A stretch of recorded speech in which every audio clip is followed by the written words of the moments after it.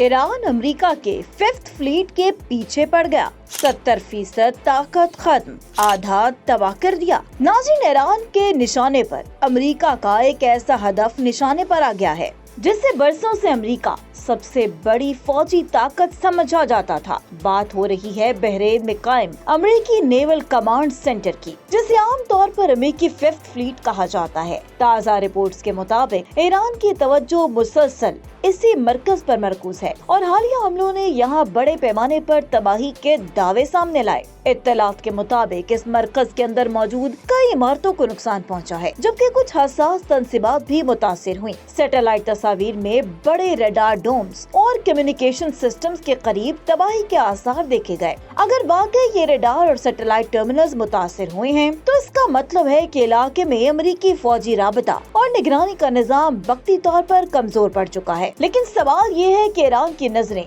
इसी फ्लीट पर क्यों है? हकीकत ये है कि बहरीन में मौजूद ये नेवल कमांड सिर्फ जहाजों का अड्डा नहीं, बल्कि पूरे खित्ते में अमेरिकी बहरी ऑप्शंस का मरकज असाबी निजाम समझा जाता है। खलीज फारस, बहीरा अरब, बहीरा अहमर और अबनाए हुर्मुज़ जैसे अहम समुद्री रास्तों की निगरानी और ऑपरेशनल राबता इसी मरकज से किया जाता है। माहिरीन के मुताबिक अगर किसी भी जंग में हरीफ की आंखें और राबते का निजाम कमजोर पड़े तो इसकी फौजी सलाहियत बुरी तरह मुतासिर हो सकती है। इसी वजह से जदीद जंगों में सबसे पहले रडार, कम्युनिकेशन और लॉजिस्टिक्स को निशाना बनाया जाता है। बाज़ तजर्बाकारों का कहना है कि हालिया हमलों में यही हिकमत अमली नजर आई। दूसरी जानिब अमरीकी हुक्काम का कहना है कि इनके दिफाई निजाम फाल हैं और खित्ते में इत्तेहादी ममालिक के साथ मुकम्मल राबता बरकरार है। ताहम ये वाज़ेह है कि खलीज में कशीदगी मुसलसल बढ़ रही है और हर नई कार्रवाई इस जंग के दायरे को मजीद वसी कर सकती है। अब सबसे बड़ा सवाल यही है कि क्या ये हमले खित्ते में ताकत का तवाज़ुन बदल देंगे या अमेरिका अपनी फौजी बरतरी बरकरार रखने में कामयाब रहेगा? आने वाले दिनों में इसका जवाब पूरी दुनिया को मिल जाएगा।